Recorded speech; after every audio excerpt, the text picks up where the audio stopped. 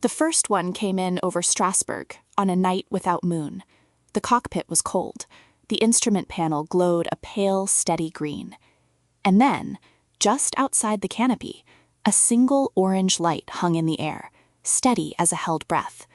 It did not pulse, it did not flare, it did not speak, and it did not strike. It only kept pace. The pilot turned. It turned. He climbed. It climbed. He banked hard, and it stayed at his wingtip the way a thought stays in the back of the mind when you are trying to forget it. There is a kind of fear that does not arrive with noise. There is a kind of fear that simply waits beside you, patient, until you understand that it has been there longer than you have. The night was November 23rd, 1944. The unit was the United States 415th Night Fighter Squadron, operating in the Strasbourg sector along the German frontier. The aircraft was a P-61 Black Widow, a long-range night interceptor with a radar operator in the rear cockpit. The pilot was Lieutenant Donald Myers. The radar operator was Lieutenant Edward Schluter. They were not exhausted recruits. They were not green. They were trained men, in a trained machine, doing what they had been trained to do. They saw orange glowing balls following the aircraft. They saw them clearly. They saw them long enough to be sure. The radar scope showed nothing. There was no return. There was no echo. There was no signature. When the aircraft turned for home, the lights peeled away into the dark, and the night was as the night had been before. Myers and Schluter landed. They went to debrief. They wrote it down. And in the days that followed, in the squadron mess, the men borrowed a word from a comic strip called Smokey Stover, in which a fireman named Smokey muttered the line, "Where there's foo, there's fire." They began calling the lights Foo Fighters. Once a thing has a name, it begins to belong to history. And once it belongs to history, it can no longer be politely ignored. If the sightings had stopped at one squadron, they could have been laid down with the other small ghosts of war. They did not stop. The 415th's reports moved up the chain, and the chain answered with reports of its own. Crews in the 8th Air Force, flying daylight bombing missions over Germany, began describing the same shapes pacing their formations, sometimes single, sometimes in groups of 2 or 3, sometimes for seconds, sometimes for many minutes, holding station off a wingtip as if escorting them through enemy sky. The men called them by the new word. They learned the new word from each other. Then the war crossed the world, and the lights crossed with it. Over the Pacific Theater, B-29 Superfortress crews flying from the Marianas to the Japanese home islands began filing the same reports.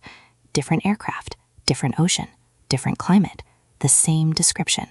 Glowing orbs, red, orange, white, pacing the bombers at altitude, returning no radar signal, showing no apparent intent to attack.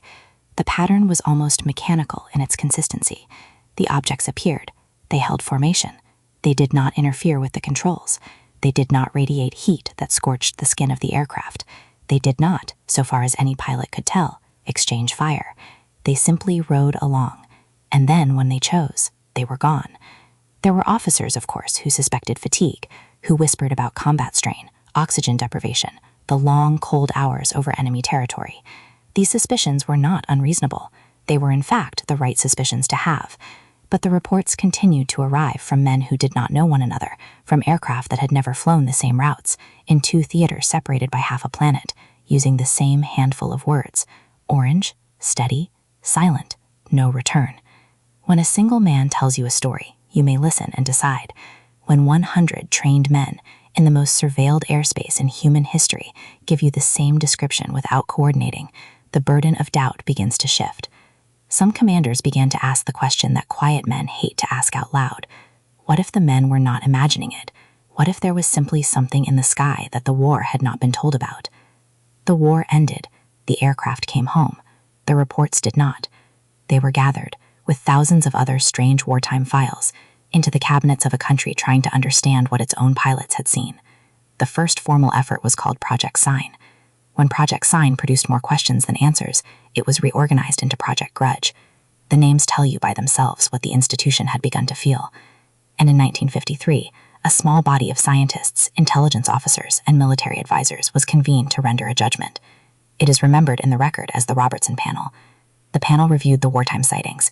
It reviewed gun camera footage. It reviewed pilot interviews.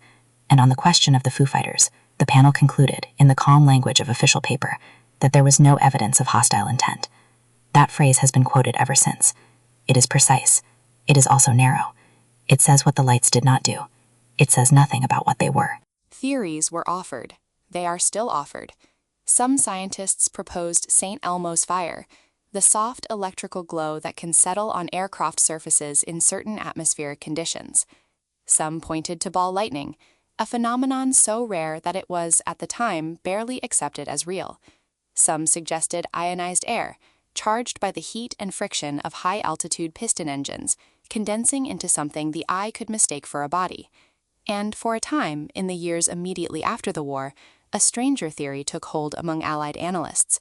They wondered whether the Germans had built a small experimental craft, sometimes called the Kugelblitz, a flying ball weapon designed to harass bombers without engaging them.